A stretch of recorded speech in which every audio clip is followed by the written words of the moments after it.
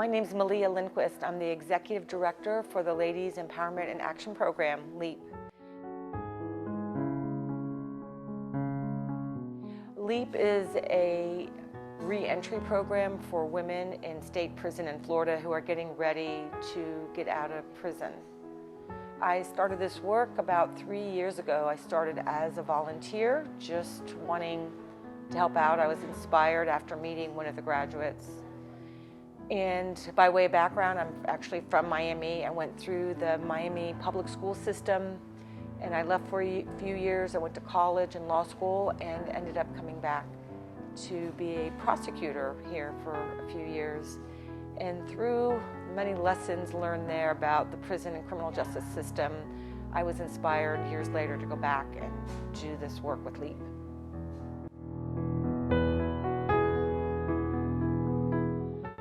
So I was primarily motivated to join after listening to one of the graduates of LEAP speak at a special event that was sponsored by a friend of mine.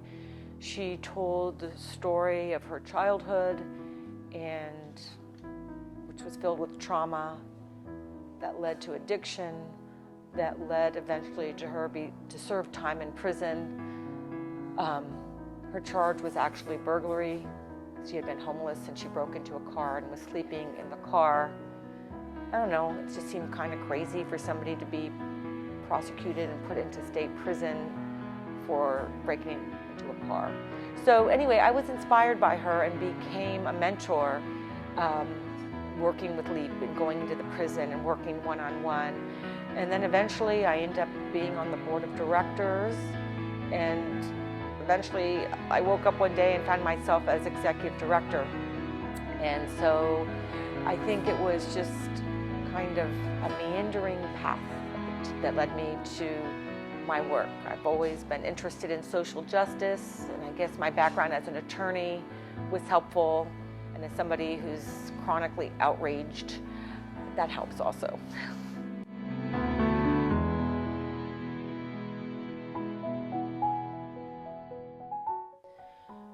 So I would like to say that we have come up with some magic formula for success, but the sad truth is that in Florida at least, only 14% of women get any sort of programming while they're in prison.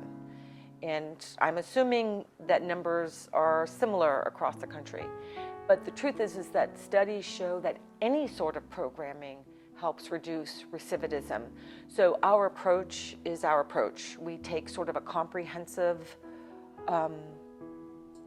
approach to it, where we look at entrepreneurship and employability. So we look at the skills, but then we also, in recognition of the large rates of trauma and addiction, we address that. We look at life skills. We help post-release. So we take a comprehensive approach. But statistically speaking, even programs that go in to teach drama or storytelling or art, yoga, any sort of programming helps with the rate of recidivism. So I'd like to say, yes, we have the magic solution, but the truth is just getting into the prison and doing something rather than having them sit around and do nothing so that they are worse when they come out is going to reduce the rate of recidivism.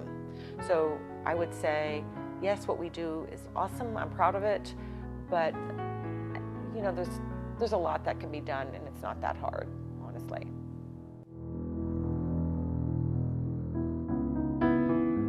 It is very valid, and as a board and as an organization, we've definitely been approached and considered serving men, because for sure within the prison system,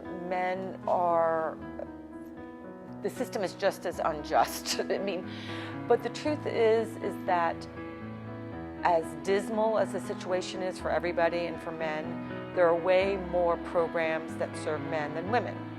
Now, part of that reason is because there's more men in prison, many more men. But the other truth, and what people don't realize, is while the absolute numbers of women are far fewer, the rate of incarceration is far higher for women. So the rate of incarceration over the last 30 years for women has increased 700%. And that is in large part due to the opioid epidemic.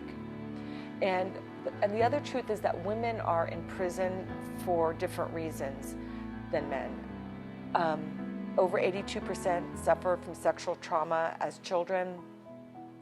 Over 80% are victims of domestic violence as adults.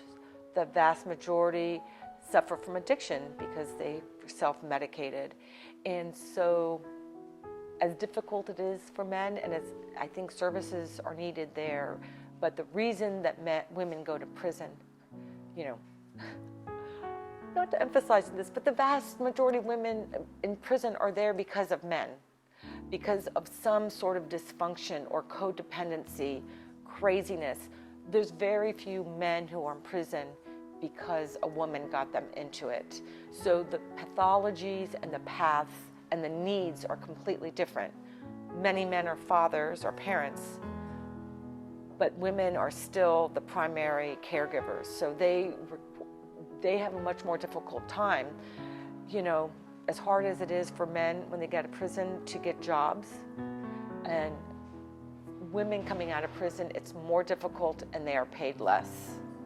And so the same sort of patterns that you see outside of the prison system among professional women and working women, those same sort of patterns and statistics, there's a parallel thing happening with women for prison. So we just figure there are other organizations who are doing a great job with men. Not enough, but there's almost nobody that focuses exclusively on women.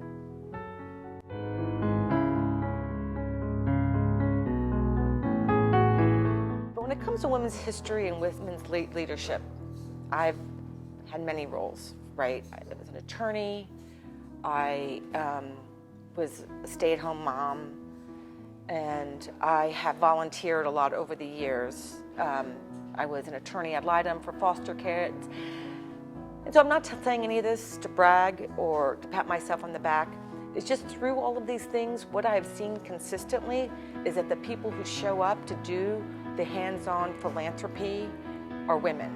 And it's not just stay-at-home moms, because when I would go to parent meetings, because I was a stay-at-home mom, I was also a working mom, the only people who went in to do the work were women. I went to training to be an attorney ad litem for foster kids. The training was exclusively for lawyers who work all around the city in the private sector. There was one man and about 60 women there to take time out of their schedule to give back. And so I don't know if this is a historical thing or if I just have a skewed perspective, but I feel like women are leading in lots of ways that are not visible and obvious, and that I think two things should happen. I don't know if this is part of the question, but two things should happen. One is for women to step up from those sorts of selfless, sort of behind-the-scenes roles, which are essential. But I would really like to see more men step back to do those behind-the-scenes roles, because really that's what makes things happen. And I feel like women have historically accepted that role. And it's a shame, because I think there's a lot of men would have things to offer. And on the same token, that there's a lot of women who would have a lot to offer if they would be willing to step up and take more of the in front of scenes roles. So there you go.